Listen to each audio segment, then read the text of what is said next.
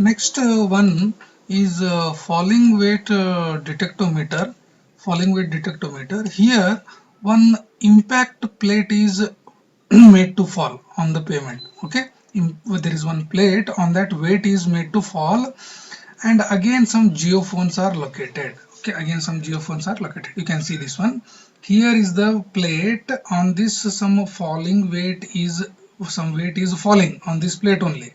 These four or five geophones are there. These are again measuring the deflection. These are again measuring the deflection of this pavement. This pavement. Okay, falling weight detector. This is the nearest photograph of sensors or geophones. Okay, so this is a typical diagram. Here there is one rigid plate. From the height the weight is getting falling. Okay, this is creating some deflection on this one. Impulse load is applied through a rigid plate. Here is the rigid plate, impulse load is applied.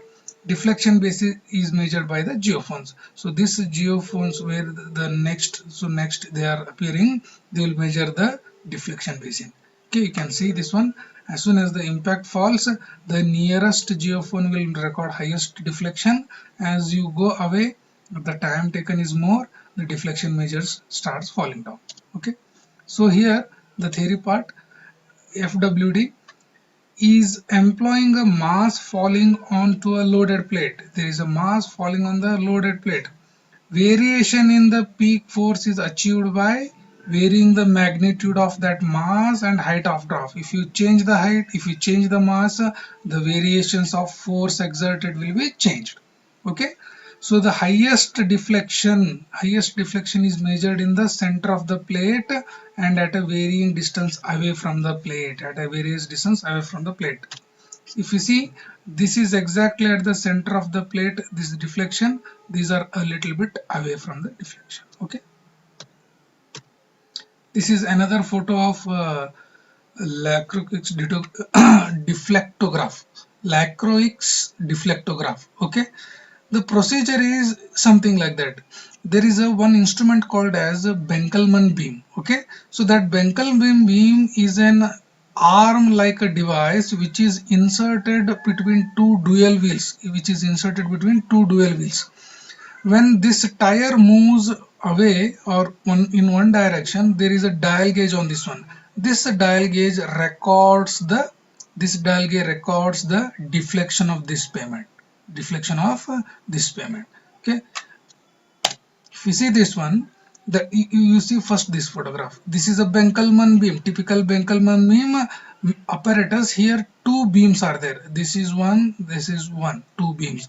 This width is generally equal to the axle width of the wheel. Okay, the dual Benkelman beam used in Lacroix deflectograph. What is happening here?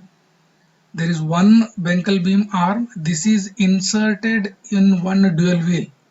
This is also another beam. It is also inserted in one dual wheel. You can see this one. Okay, here typical. This is one arm of that beam. Here another arm of that beam. This is the central portion. Here dial gauges have been given. The standard distances will be there.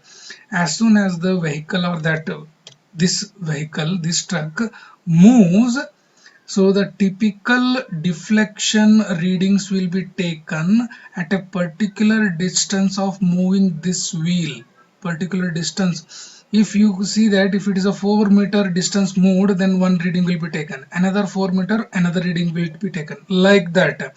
The vehicle movement is considered for taking the deflection reading on the Benkelman beam. Okay, so the Benkelman beam will be stationary. This wheel will be moved. Okay,